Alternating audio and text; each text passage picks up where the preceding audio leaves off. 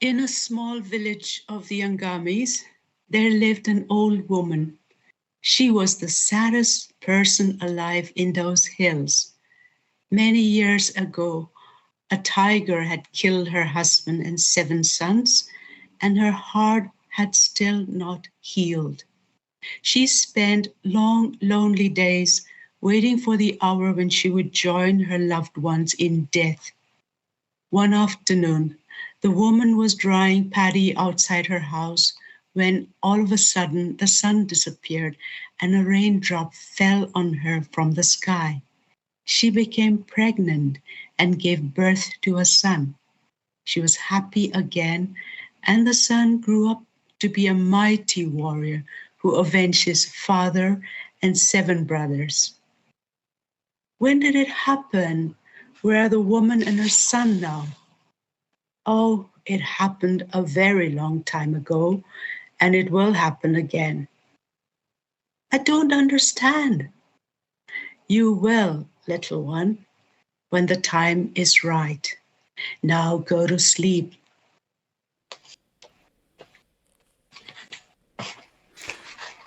Everyone, please welcome Easterine Kire, a prolific writer, an award-winning writer, and a writer who deals much, not always, but much with Nagaland in her stories.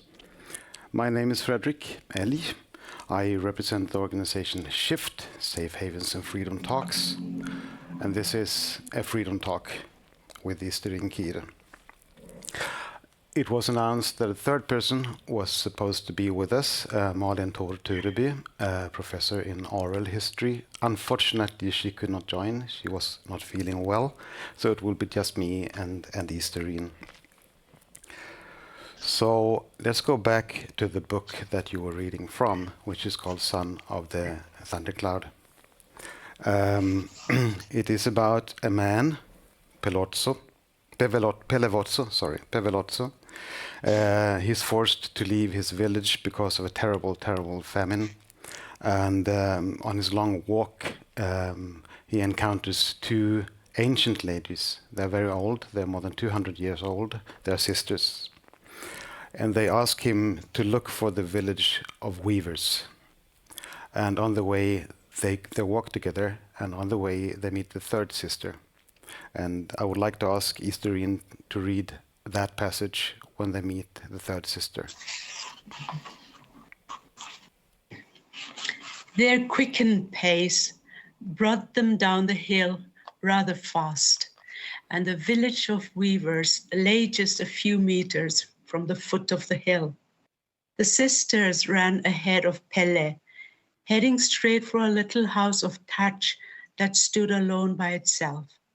Pelle followed, keeping a little distance between them and himself. Mesanjo, they both called out together as they approached the house. The owner of the name opened the door immediately and they entered the house, the sisters followed by Pelle. Mesanjo looked inquiringly at Pelle. I am Pelle. I was hosted by your sisters last night and we have traveled together, he said to Mesanjo as the other 2 made no effort to introduce him. They seemed to have forgotten all about him. They had eyes only for the sister now. Well, Gatonio asked, has it happened? Mesanjo's face was expressionless for some moments, and then she burst out, I'm pregnant. The older sisters laughed and hugged each other and took turns to touch the rounded tummy of their sister. Mesanjo told them how it had happened. When I was bringing in the herbs I'd put out to dry, I heard the rain coming, and before I could reach the house, a drop of rain fell on me, a single drop of rain. One moment, the sky was overcast with angry clouds thundering and threatening, and the next moment, all was clear again. The clouds passed over our village, and nothing happened. Nothing, except for that one drop of rain. I felt the baby grow inside as soon as that drop landed on me. Pelle exclaimed, You are the woman they speak of in my village, the one whose husband and 7 sons were killed by a tiger. Messagno smiled at him in confirmation of the fact. The smile lighted up her face. She was transparently beautiful, not young, just sort of ageless in a way that defied time and decay. Like her name, which meant the pure one, she exuded a purity of spirit that was not lost on Pele. If she was the ancient pair's sister, she must be at least 200 or 300 years old, thought Pele. He smiled at how ludicrous the concept of time had become ever since he met these women. Come and sup with me, she invited them all. Thank you. Easterine, this is one of my favorites of your rich production. I really love this book. Will you tell us a little bit more about what happens? What is the Village of Weavers, and what is a spirit tiger? This is, of course, an allegorical book, as you probably guessed in the beginning, because the ancient sisters are 300 years old, 380 and 400 years old. So that can only happen in an allegory. And the Village of Weavers is also a mythical village where most of the action happens. And the spirit tiger is something that all of us probably encounter in life. Is the tiger of our fears, our inner fears, our outer fears, and then it's the tiger that's designed to destroy us, which we need to destroy. And it could also relate to the story of Christ and how he dies for humanity. So it has all these levels to it. Yes, I recall that in one of your other books that is in this along the same line about Ville, when the river sleeps, there is also a were tiger. So is that the same allegory, or what does the tiger represent in the tradition? Yes. For the Naga, the tiger is always a symbol of might and a symbol of destruction. And it's very, very present in the spirit world that we believe in. So this is all connected to the spirit world. And as a Naga, I can say that we accept the parallel existence of the material world with the spirit world. And we believe in life after death and the coexistence of men and spirits. So because of that, these stories come from that core, the core of that belief. Right. Yeah. It is. So there's a base in these stories from Naga traditional oral stories. Yes, indeed. And since I've grown up in that culture, it comes naturally to me.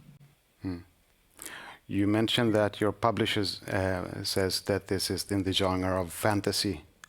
Would that be correct? For them, it is fantasy, and I can understand that they would think of it as fantasy, but not for me, and not for my Naga readers. It's the other reality that we embrace without any lack of faith. Beautiful. I think before we would delve deeper into the oral history and traditions of the Naga, I think maybe we should take one step back. And I think very few people who listen are much aware of what Nagaland is, where the Naga hills are, the traditions and the history. Will you give us a little insight? Yes, thank you, Fredrik. I was thinking I should answer the question, who are the Nagas? And the answer is they are the indigenous inhabitants of the Naga Hills. And I use the term Naga Hills because that is a pre-British mapping term. Before British mapping, which happened in 1947, the Naga people occupied a very big territory. And after British mapping, these territories were divided into half. Half was given to India, the new nation of India, and half was given to the new nation of Burma. So what happened was that there are about 16 official tribes of the Nagas in northeast India, in the Indian half, and then there are officially about 10 tribes of the Nagas on the Burmese half. But we always think of the borders and the mapping as artificial because it never existed before the British did this.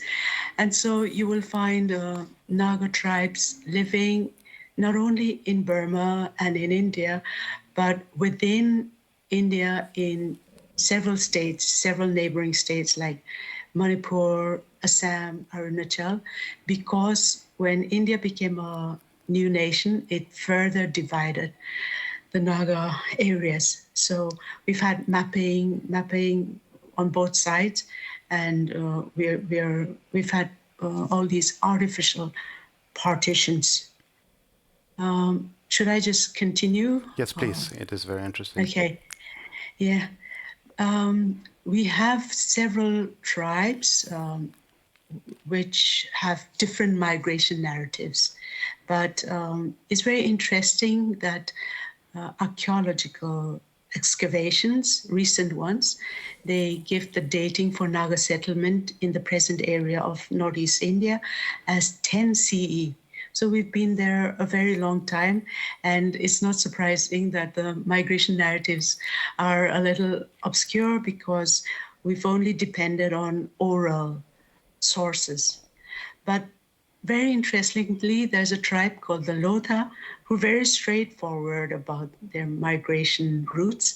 And they say they claim that they migrated from Mongolia via China, entered into inner Burma, and then finally came to what is presently northeast India.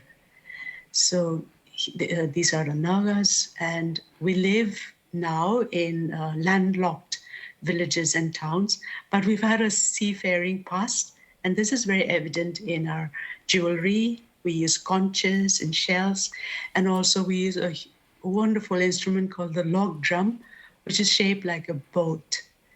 So that is a bit about our background. We have a monolithic culture.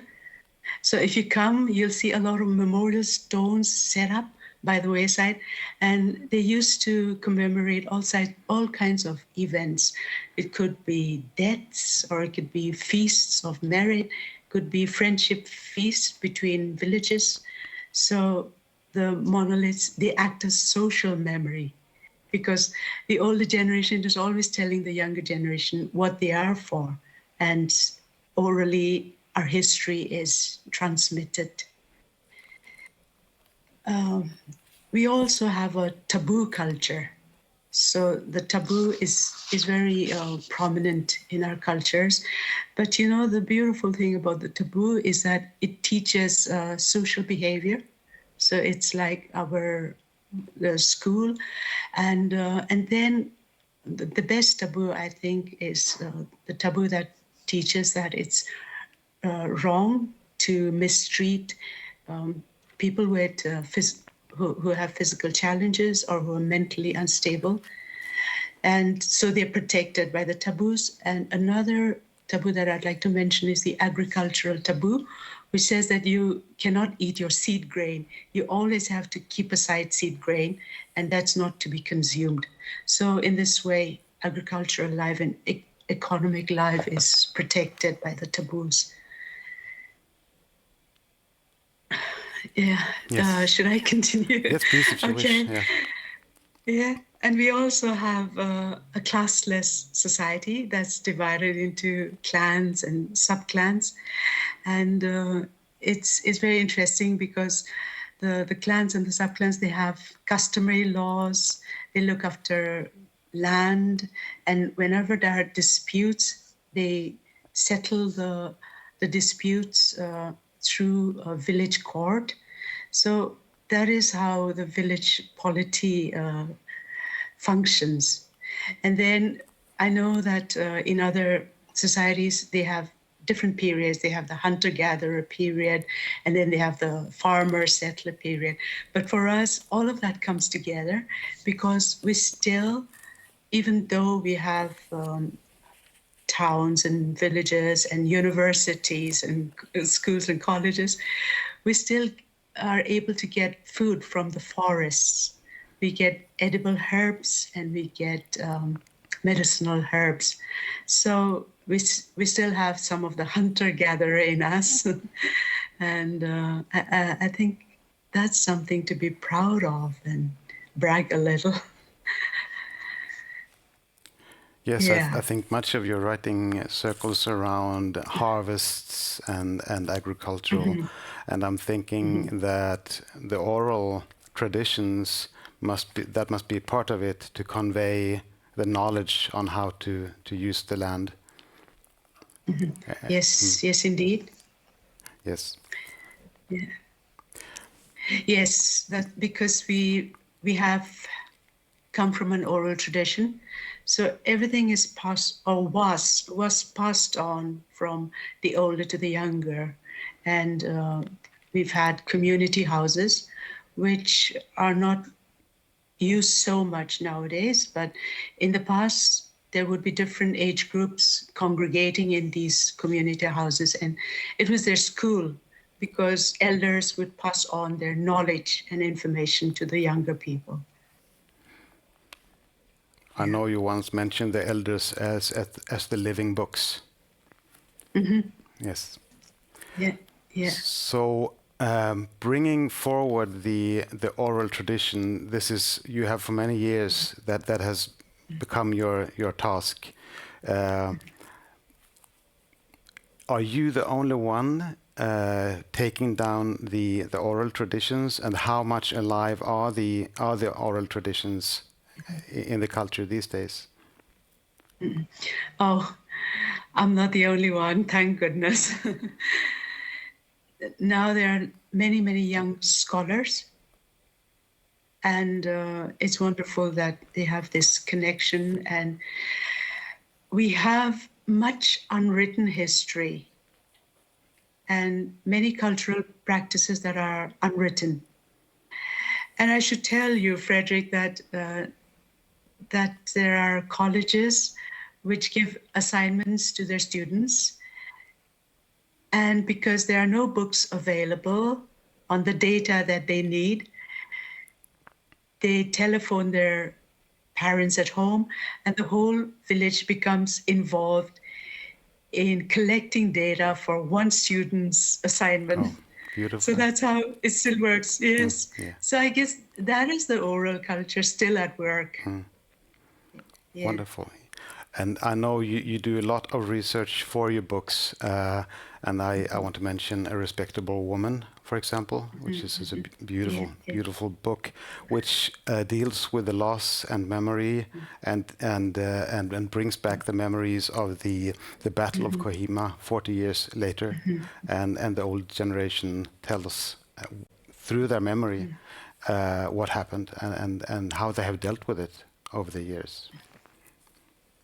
Yes, thank you, Fredrik, for that reminder, because we still have this situation where many of our elders, when they die, their memories die with them. So we lose our living libraries when they die, and that's a loss that we're still trying to remedy. When I wrote Respectable Woman, I realized we didn't have any books on post-war.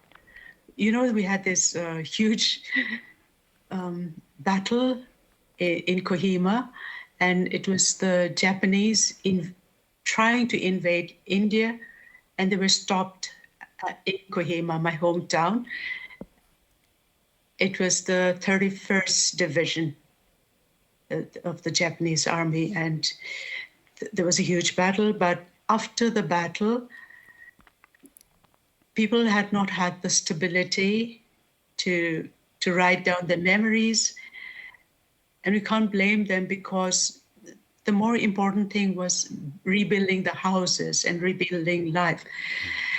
Yes, so when I realized that so many years later, I started to collect memories of the people who had seen it, like my mother. She was 12 when the war happened. Then my older cousins who could remember the post-war years, older cousins who were in the 70s, then other people who were in their 80s. So I was so fortunate to be able to accumulate and collect all these memories and then put them into book form in A Respectable Woman. Yeah, so we're continuing with that, and I keep encouraging people to do that. Yeah. Yeah. Well, you also did an enormous work with this book. Yeah, it's a very dense and it's packed with knowledge, and it's called Walking the Roadless Road, Exploring the Tribes of Nagaland, and here you have a huge endeavor to combine the written scholarly knowledge historically, and to combine that with the memories of the people and the oral traditions. Can you tell me a little bit about? It must have been. You must have spent a long time before you could gather all the material for this book. It wasn't easy. Not just because it was nonfiction. It's so much easier to write fiction. But this sort of thing where I was trying to write about all the 16 tribes living in Nagaland, it took so much effort and traveling. Then I'm so grateful for the internet, because some things could happen through interviews on the internet. But a lot of it had to be conducted in the places, in the villages, and just keep collecting and also verify, because it was not enough just to have the data. I had to have it verified, and that itself was quite a task. I guess I spent about 3 or 4 years, yes, definitely 4 or 5 years collecting and writing it, then verifying, yeah. And it was very timely, because many of the narrators died after that. So I'm just grateful I managed to write it when I did. Yes. So we have talked previously the other day about the silence narratives and the importance of can you tell me a little bit about your thoughts around that? Yeah, right. What I meant by the silence narratives is it reflects our history, because we've had a very difficult history, starting from the 1800s. British entry into our hills started in 1832, and they were trying to make a road between 2 neighboring states. So they were trying to connect Assam and Manipur, which were both under British jurisdiction. But the Nagas had not surrendered to the British. So we gave them a lot of trouble. Whenever they send expeditions, the Nagas would attack them with arrows and spears, and we didn't have guns then. So what the British did was to establish their power and to burn down villages. So every time that happened, some villages were burned 4 or 5 times, 6, 7, 8 times. Every time that happened, it silenced our narratives. Because we are an oral culture, we need stability for people to narrate their stories, for storytellings to happen. And you can't do that in a burnt house. You can't do that in the midst of war. So that was one long period when our narratives were silenced. And then it happened again in the Second World War, during the period of the Second World War, when the Japanese came. Whole populations were evacuated. People in the villages fled into the forests and the fields, and their houses were bombed. Houses were completely bombed. My grandfather's house was flattened. They had to rebuild. And the bombing was done by the British trying to bomb out the Japanese. So again, there was a long period of silence narratives. And by the time of the Second World War, they had schools and hospitals. But everything had to be restarted, reset after the war. Yeah, and then 2 years later, the Nagas were fighting not to be a part of India. And again, many villages were burned and people had to leave their homes and live in the forest.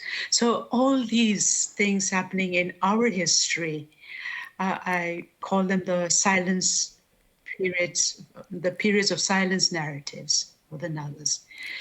And so we've lost a lot of our stories because of those interruptions.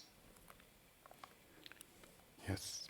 So in the bombing of the people and the land, they actually also bombed and wiped out the stories, and there might be stories that are gone forever.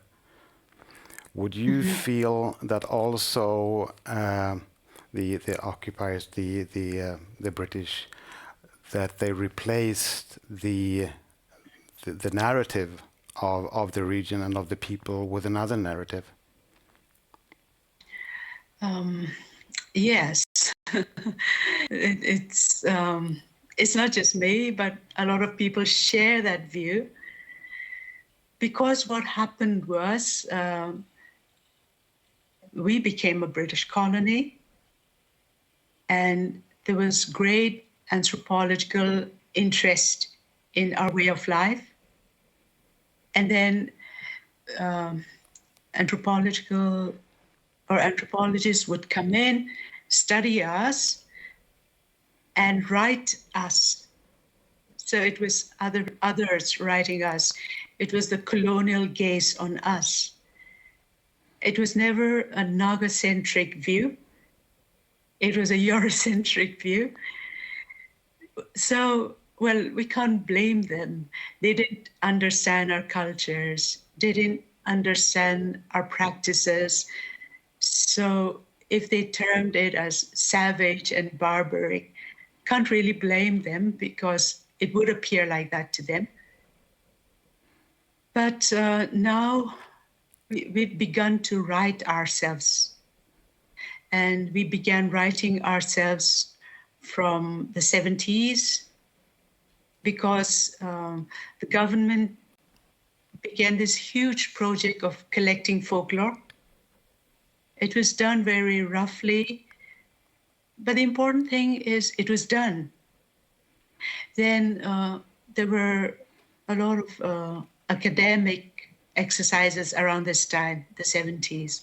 So books exist written by Naga scholars, and that has accelerated. And that is the insider view, the Naga-centric view. Yeah. Yeah. So yeah, the importance of I mean, the danger of the single story that we often talk about, and the importance then of having your own storytelling. But can they, because in Walking the Roadless Road, you actually combine, you don't replace, you combine previous narratives with new narratives in a very humble and thorough, very thorough way, and that becomes like a third sort of narrative, or how should I look at it? Would that be correct?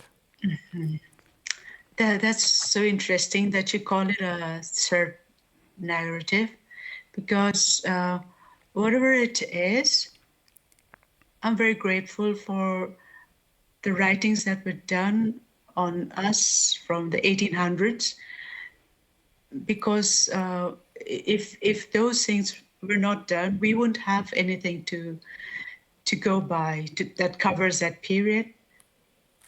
Yeah, so I've been able to use that to refer to that when writing Roadless Road, and actually we are grateful for things like missionary writing, which also exists, then many official documents by European colonizers, which exist, because that gives us some history of our people. Is the tradition of oral storytelling, would you say that it is alive still today? Oh, it's dying out. And a new thing is happening. Because the reading culture, which was not very strong earlier, since we had the oral culture, the reading culture is coming into Nagaland, and young Nagas are reading. So I think that's also a very good thing. Will that give birth to new Naga writers, you think? Will the Yes, reading it create already writers? has. Yes, it already has. There are many young Naga writers writing short stories, writing poetry, lots of poetry coming out, and writing songs.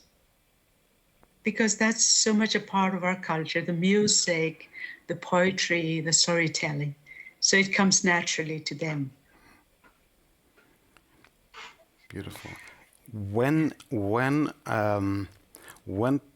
writing down oral traditions, oral stories, is there in any way a risk that it becomes cast in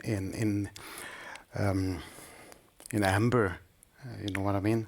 That because if you have a tradition of telling stories, each person will add. But is there a point where it's cast in amber and will just be that sort of final story? We are trying to deal with that, because villages own stories for us. So if one village tells a story which is not its own, the village that is the owner would come in and say, it's not like that, this is our story, and you're wrong there. So because of the ownership situation, it's a little different, I think.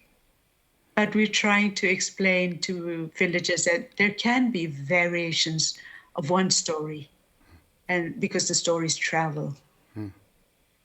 It's still a very young art or very young discipline. Yeah. The written form. Yes. So are there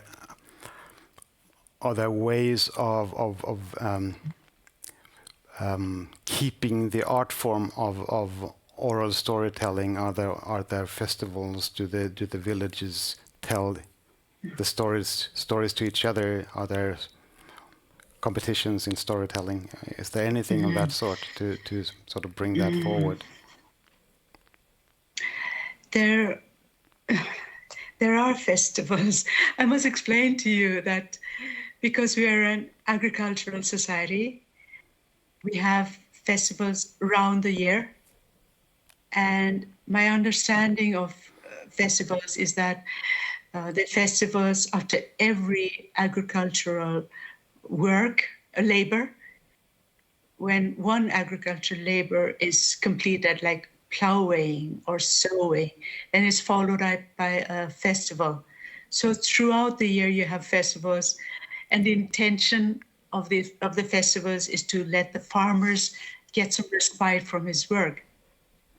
So storytelling is not always a part of festivals, but it is a natural part of village life. Yes, so you'd find after the evening meal, the grandmother gathering her grandchildren around her, around the fireplace, because that is the setting of the folktale, and she would be relating stories to them. Yeah, and I hope that travels to the modern constructed festivals that we have, because we have a big constructed festival. We haven't thought of incorporating storytelling there yet, but it's high time. Wonderful. So I would like to move over to your last, sorry, not your last, your latest project, the House of Memory. Will you tell us a little bit about why and what it will be? Yeah. As I was saying earlier, Fredrik, we've encountered loss when our oral narrators die, when just very old people die, because we lose living libraries and there's no way of getting them back. Yeah, so I started this little project called House of Memory, and House of Memory wants to address this loss. And sitting here in northern Norway, I've phoned many people, phoned the children children who had parents who were in the 80s, so I could explain it to them. And I've also phoned people who are in the 70s and 80s and requested them to write their memories or just to record them, because many of them have amazing stories and they've responded very positively. So some are saying that they've already written it down, and some are in the process of writing. And the hope for House of Memory is we will keep collecting all these stories of people, and then we will be able to have our own history, because our unwritten history will come out of all these narratives. Yes. And I should also add that there is a small film company. It's called Take One. It's run by young Nagas. They want to be part of it. And if we ever get funding, they will make videos. So all the videos, all the recordings will one day be stored so that people can come and listen to it and learn from it. Then it'll really be a house of memory. Beautiful. So I think this can be very inspiring for many others. So it will be disseminated through films and also a new book or exhibitions. Many books. Yeah. Yes. Yes. Wonderful. We have 5 more minutes, so I would like to ask if there's anything more you feel that you want to tell, or anything you would like to read to us, or anything that we haven't covered. Yeah. in the House of Memory, in the videos and the recordings, which will happen at a later stage. I'm hoping that Naga poets will become part of it, because they have this really beautiful poetic tradition where a poem is actually a song. It's composed with a very rigid pattern of 9 syllables, because it is not just a poem, it's a song. So, and then it contains a story. So as he chants the poem, which I can do,